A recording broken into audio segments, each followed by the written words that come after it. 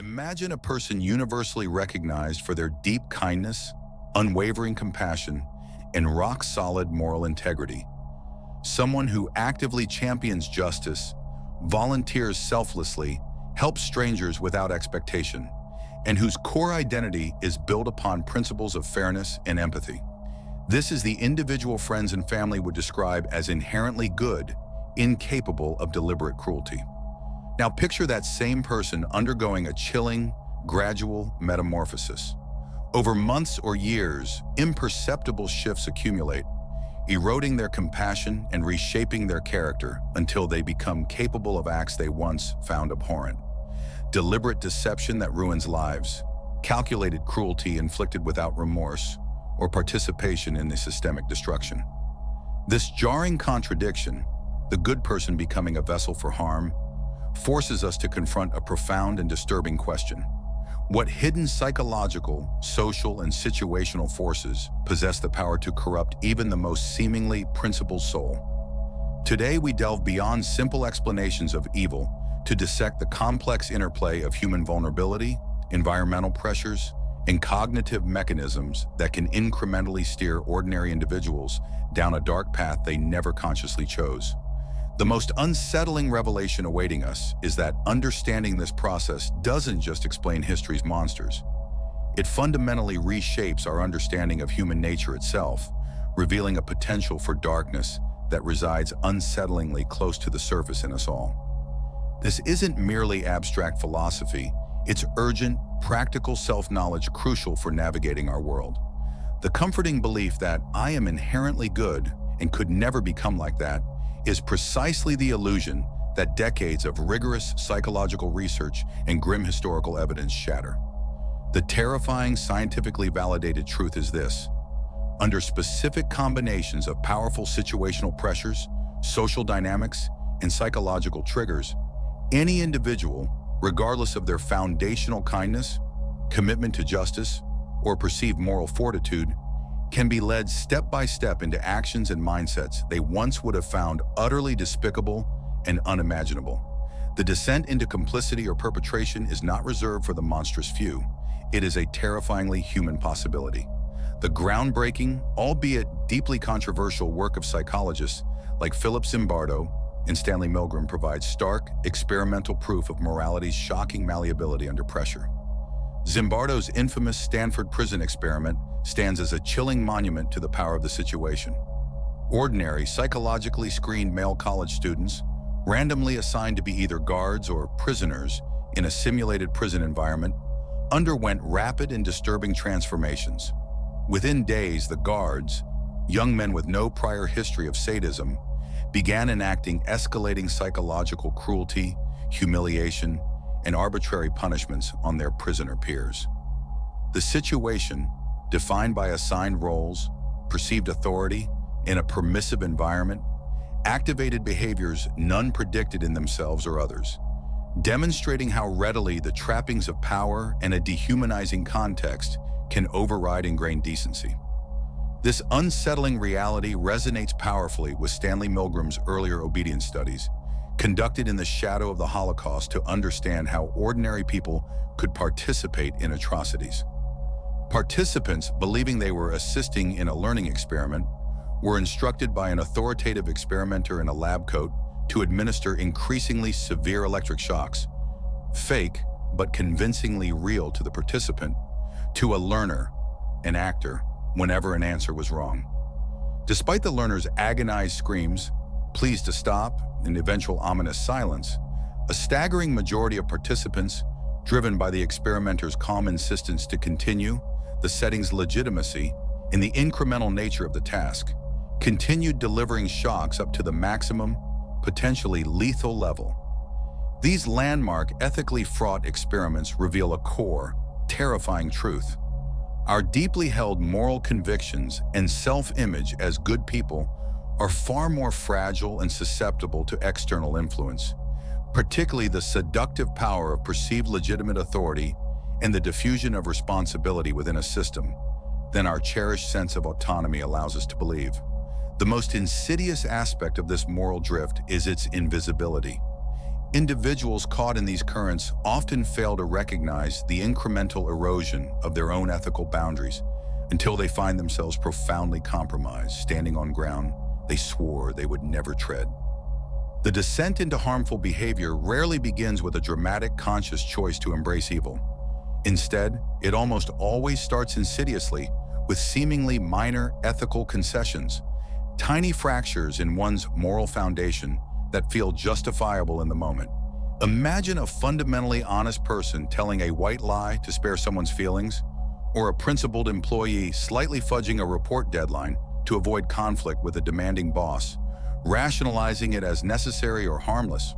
Perhaps it's overlooking a colleague's subtle bullying because they're under pressure, or bending a small rule just this once for what feels like a noble cause. These initial compromises are often accompanied by potent self-justification. It doesn't really matter. It's for the greater good. No one will know, or everyone does it. This is the treacherous mechanism of the slippery slope effect. Crossing that first, seemingly insignificant ethical boundary fundamentally weakens the psychological barrier against future transgressions. What was once unthinkable becomes merely uncomfortable, then acceptable, and eventually routine. Each small betrayal of principle subtly reshapes the individual's self-perception and redefines their sense of normalcy. The person who once recoiled at dishonesty might find themselves weaving increasingly complex deceptions. The one who championed fairness might begin rationalizing blatant inequities. Crucially, this erosion happens gradually, often beneath conscious awareness. The individual rarely feels they are becoming a monster. Instead, they feel pragmatic, adaptable, or simply surviving within a complex world. This imperceptible normalization of compromise is the fertile ground where larger ethical failures take root, paving the way for actions that the original, uncompromised self would have found utterly reprehensible. The path to darkness is walked one seemingly insignificant, justified step at a time.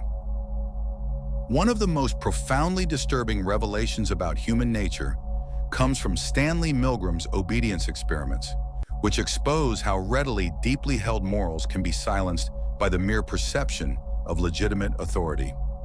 Participants, ordinary individuals screened for psychological stability, arrived at a Yale lab believing they were part of a study on learning and memory. Assigned the role of teacher, they were instructed by a stern, lab-coated experimenter to administer increasingly severe electric shocks to a learner, an actor, whenever an answer was incorrect. Despite hearing the learner's agonized screams, desperate pleas to stop, banging on the wall, and eventually falling into an ominous, potentially death-like silence, a staggering majority of participants, approximately 65%, continued to deliver shocks up to the maximum, labeled XXX, lethal voltage. This occurred not because they were inherently cruel, but because the authoritative figure commanded them to continue, insisting the experiment required it in absolving them of responsibility. Milgram's research echoed in real-world atrocities from bureaucratic genocide to corporate scandals, illuminates a terrifying vulnerability: the human propensity to surrender personal moral judgment to an authority figure perceived as legitimate. Under this pressure, individuals enter an agentic state, mentally shifting responsibility for their actions onto the authority. They override their conscience with thoughts like, "I'm just doing my job. They know best. It's not my decision," or "I have to follow the rules." This mental shift allows good people to become passive or even active, instruments of harm, committing acts they would never initiate on their own. The drive to obey, fueled by fear of consequences, desire for approval, or simply the ingrained habit of deference within hierarchical structures, can effectively switch off empathy and personal ethics, demonstrating that cruelty often wears the mask of duty and compliance. Perhaps the most potent psychological engine driving the transformation from good to harmful is the corrosive power of intense group identity coupled with the process of dehumanization. When individuals become deeply invested in a group, whether defined by nationality, religion, political ideology, ethnicity, or even a corporate culture, a dangerous shift often occurs. The categorization of those outside the group as fundamentally different, inferior, or threatening. The other. This us versus them mentality is fertile ground for dehumanization, the psychological act of stripping others of their fundamental humanity. Once members of an outgroup are perceived not as complex individuals with hopes, fears, and families, but as abstract threats, vermin, animals, traitors, infidels, or simply obstacles to the in-group's goals, the normal moral restraints against harming them dissolve. Empathy evaporates. History provides harrowing testament to this mechanism. Ordinary citizens participated in genocides, pogroms, lynchings, and systemic oppression, not because they were born monsters, but because relentless propaganda and group dynamics successfully painted the victims as less than human, inherently dangerous, or deserving of their fate. Soldiers dehumanize the enemy to cope with the act of killing. Political extremists demonize opponents to justify suppression. Online mobs viciously attack strangers because the screen creates psychological distance, reducing them to pixels, not people. Dehumanization is the ultimate psychological lubricant for monstrous acts, allowing perpetrators to inflict suffering while maintaining a self-image of righteousness, loyalty, or even victimhood. It transforms harming others from an ethical violation into a perceived act of defense, purification, or necessary duty for the in-group's survival or triumph. The terrifying reality is that this toxic dynamic isn't confined to war zones or historical atrocities. It manifests in workplace bullying, toxic online communities, political polarization, and everyday prejudice, proving that the capacity to other and dehumanize resides perilously close to the surface in all human societies. Perhaps the most insidious psychological trap in the descent from good to harmful is the labyrinth of self-justification, a process masterminded by our desperate need to preserve a positive self-image. People committing unethical or cruel acts rarely perceive themselves as villains. Instead, they construct elaborate, self-serving narratives that allow them to reconcile their actions with the belief they remain fundamentally good or even righteous. This mental acrobatics is fueled by cognitive dissonance, a term coined by psychologist Leon Festinger to describe the intense psychological discomfort we experience when our actions, I harm someone, clash violently with our core beliefs, I am a kind, moral person. To resolve this agonizing dissonance, we rarely change our actions. Far more often, we distort our perceptions, beliefs, and memories to justify the actions. We tell ourselves they deserved it because of what they did, said, who they are. I had absolutely no other choice. This is necessary for a much greater good. Anyone in my position would have done the same, or they wouldn't hesitate to do it to me. This internal rewriting of reality allows individuals to inflict significant harm, from workplace sabotage and emotional abuse to participation in systemic oppression or violence, while clinging fiercely to an unshaken conviction of their own moral superiority. The terrifying power of this mechanism is amplified by the illusion of righteousness and the related phenomenon of moral licensing. When individuals become utterly convinced of their own moral virtue or the absolute justness of their cause, they often subconsciously grant themselves permission to suspend ethical rules when dealing with those they deem immoral opponents. A leader crusading for a noble ideology may feel entitled to silence dissent through unethical means. Someone who volunteers regularly might feel less guilt about exploiting a loophole for personal gain. I'm a good person, so this minor lapse is offset. This creates a dangerous paradox. The stronger the conviction in one's own righteousness, the greater the potential for profound moral blindness and harmful action. History's darkest atrocities were overwhelmingly committed not by cackling sociopaths, but by ordinary individuals utterly convinced they were acting virtuously, defending their community, or serving a divine or historical mandate. Their capacity for self-critique obliterated by the hall of mirrors they've constructed within their own minds. While individual psychology plays a role, the single most potent catalyst for transforming ordinary people into perpetrators of harm lies not within their inherent character, but within the overwhelming power of the environment and situation. Psychologist Philip Zimbardo, synthesizing insights from his Stanford prison experiment and decades of research, termed this process the Lucifer effect, the phenomenon whereby specific situational forces and systemic pressures can lead fundamentally good people to commit acts of extraordinary cruelty and evil.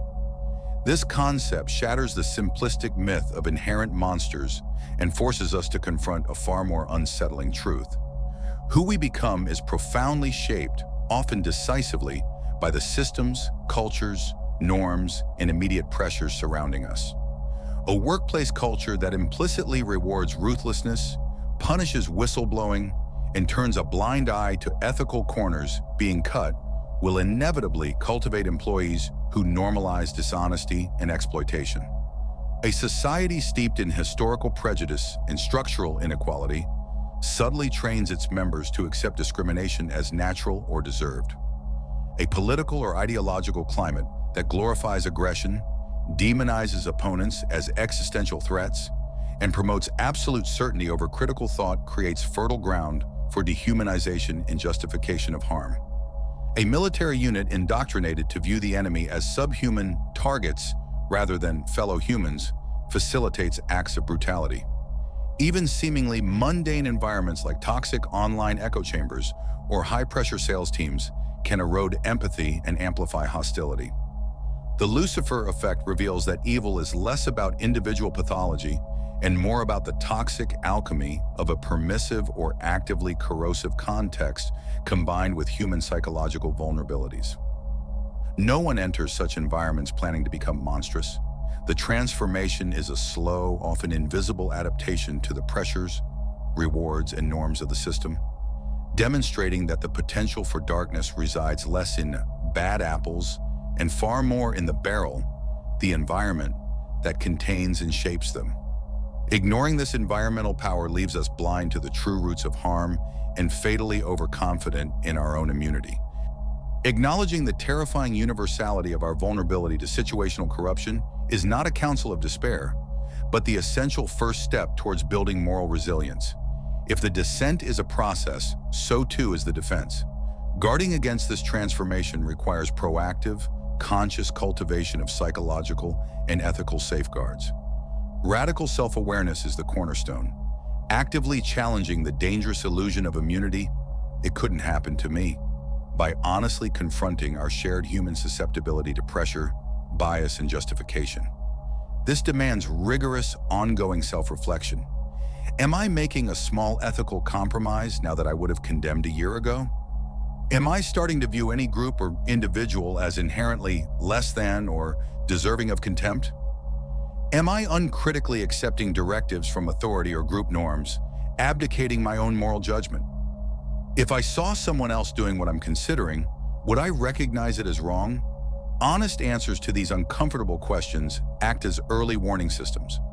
Moral courage is the active muscle, the strength to act on integrity, especially when it's costly, to speak out against injustice despite potential rejection, loss of status, or personal risk, to refuse unethical orders, to challenge harmful group consensus.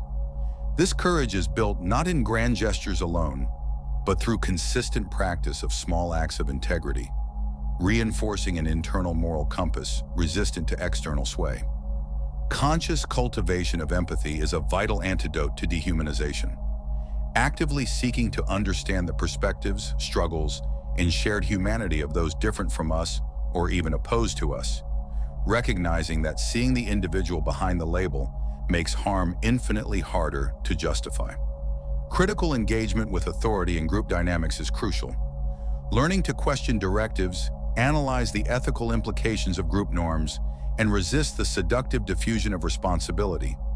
"I was just following orders," should group policy. Finally, intentional environmental shaping is key. Surrounding ourselves with people who model and demand integrity, fostering microcultures of accountability and ethical discourse, and actively challenging toxic norms within our spheres of influence. The battle against our capacity for darkness is fought daily, in countless small choices that either reinforce our integrity or subtly erode it. Vigilance, not complacency, is the price of preserving our humanity against the powerful currents that seek to reshape it. Our exploration of how circumstances corrupt the virtuous culminates in Alexander Solzhenitsyn's piercing truth, forged in the Soviet Gulag. The line separating good and evil passes not between nations or ideologies, but through every human heart. This shatters comforting illusions. There are no pure monsters or saints, only people wrestling with their own capacity for light and shadow. This eternal battle is shaped by daily choices, the immense pressure of our environments, and our courage to confront the darkness within ourselves. While toxic systems exert powerful influence, normalizing compromise or rewarding cruelty, your agency lies in your response. The pivotal question becomes intensely personal. Who am I choosing to become right now? Are today's actions, the harmless lie, the dismissal of an outsider, silent complicity, fortifying your integrity or eroding it? Are you actively shaping your surroundings with integrity or passively letting them reshape you? The chasm between humanity and complicity isn't fixed at birth. It's bridged by countless small choices made under pressure. The liberating, terrifying revelation is this: your destiny hinges not on fate, but on the sum of choices you make each day.